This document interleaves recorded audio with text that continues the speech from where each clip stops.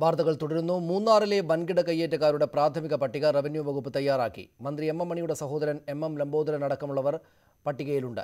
കയ്യേറ്റമൊഴിപ്പിക്കലിനെക്കുറിച്ച് പൊതുധാരണ ഉണ്ടാക്കാൻ സർക്കാർ മെയ് 7-ന് തിരുവനന്തപുരത്ത് സർവകക്ഷി യോഗം വിളിച്ചിട്ടുണ്ട്.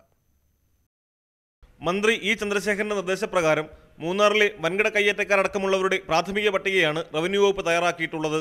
പാപ്പാത്തിച്ചോലയിൽ സ്പിരിറ്റ് ഇൻ ജീസസ് 300 ഏക്കർ കയ്യേറിയതാണ് പട്ടികയിൽ പറഞ്ഞിട്ടുള്ള ഏറ്റവും വലിയ കയ്യേറ്റം.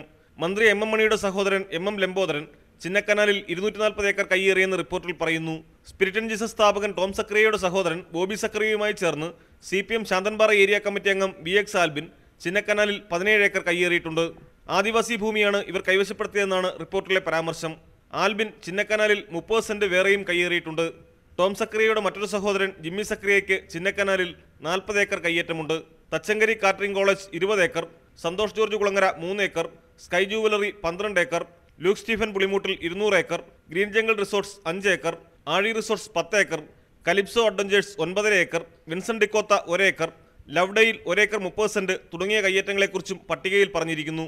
പള്ളിവാസലിൽ KSEB സ്ഥലത്ത് 40 ഏക്കർ കയ്യേറ്റമുണ്ട്. ദേവികുളം CHCക്കും GVHS സ്കൂളിനും 1 ഏക്കറും ശിക്ഷക് സദന് 20 സെന്റും കയ്യേറ്റം കണ്ടെത്തിയിട്ടുണ്ട്. താലൂക്ക് ഓഫീസുകളിൽ നിന്ന് വിവരങ്ങൾ ശേഖരിച്ച് തയ്യാറാക്കിയ പട്ടികയിൽ ഭൂമിയുടെ സർവേ നമ്പർ അടക്കമുള്ള വിശദാംശങ്ങൾ ഉൾപ്പെടുത്തിയിരിക്കുന്നു. ന്യൂസ് 18 തിരുവനന്തപുരം.